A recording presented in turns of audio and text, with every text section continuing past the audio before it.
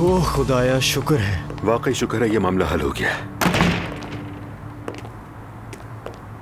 देखिए आपने वैसे उसकी हरकत, चुपचाप मेरे बैग में रख दिया और कुछ बोला भी नहीं। यानी ये सोचना ही कितना हॉरिबल है कि इतने छोटे लड़के पैसों के लिए ऐसा रास्ता अपना लेते हैं। आप तो ठीक है ना? आप पर तो अब कोई बात नहीं रही? वेदत मामले को देख रहा है। हमने बयान में वाजे कर दिया है कि मैंने तुम्हें बचाने के लिए ये सब किया, सबूत भी मौजूद है। अब ये मसला आसानी से हल हो सकता है।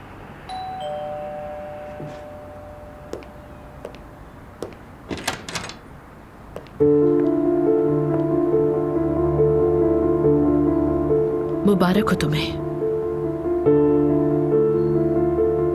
आई नो तुम अपना वक्त मेहते के साथ गुजारना चाहते हो, लेकिन मैं तुम्हें सिर्फ देखना चाहती थी।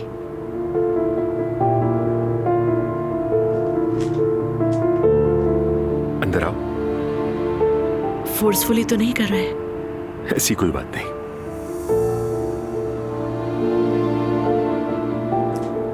मैं कमरे में जा रहा हूं।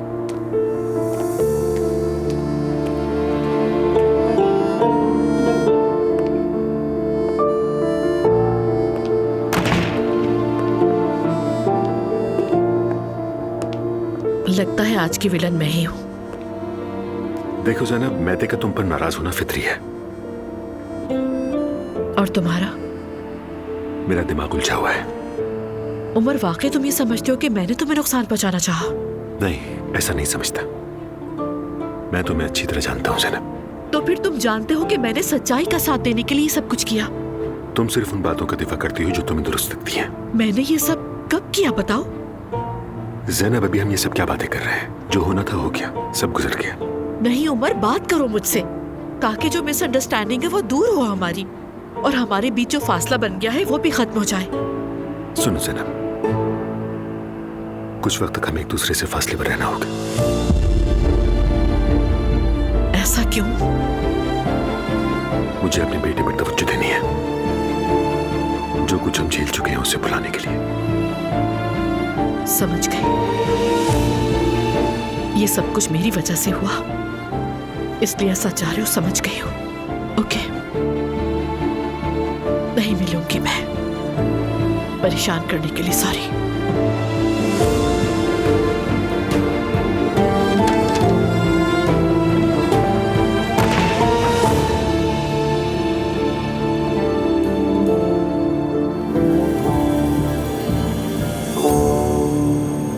ज़ैनब असलान, तुम मेरी जिंदगी की वाहिद औरत हो। मैं सिर्फ तुम्हारे साथ खुद को मुकम्मल महसूस करता हूँ, और सिर्फ तुम्हारे साथ रहकर ये मुझे जिंदगी का एहसास होता है।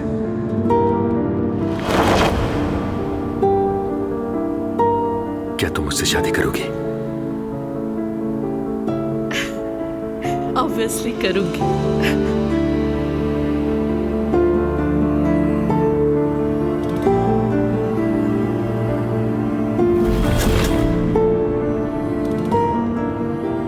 तो अब क्या होगा ज़ैनब? मैंने ये मैटर बोर्ड मेंबर से डिस्कस किया। बोर्ड मेंबर से डिस्कस किया?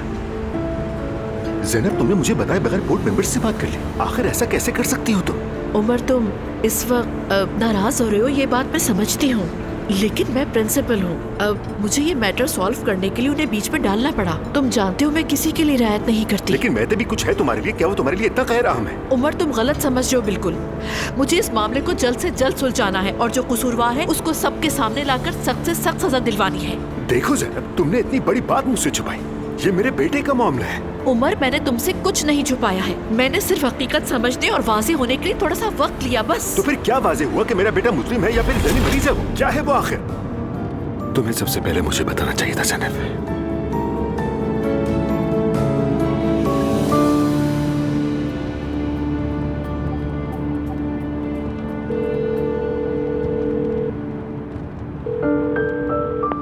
हेलो भाई, अस्सलाम वालेकुम। वालेकुम अस्सलाम उमर। अगर आप फ्री हैं तो मैं जरा मिलने आना चाहता था।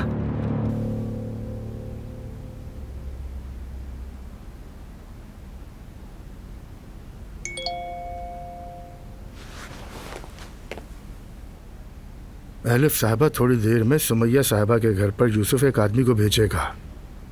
अगर आप वहाँ मौजूद रहें तो बेहतर होगा, मामला हल हो जाएगा। ओह, शुक्र है यार। मुझे तो लगा था कि तुम मुझे भूल ही गए हो अब्बू। बहुत शुक्रिया आपका।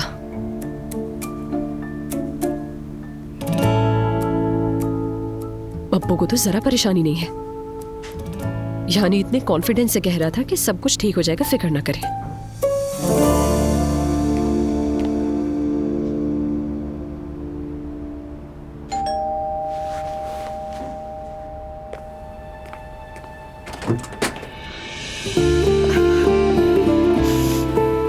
मेरी जान, सब खत्म हो गया फातिमा। कैसे खत्म हो गया? आओ बैठो, मुझे सब बताओ। बहुत बुरी हालत में हूँ, बहुत ज्यादा। ज़ैनब, मैं टूट चुकी हूँ।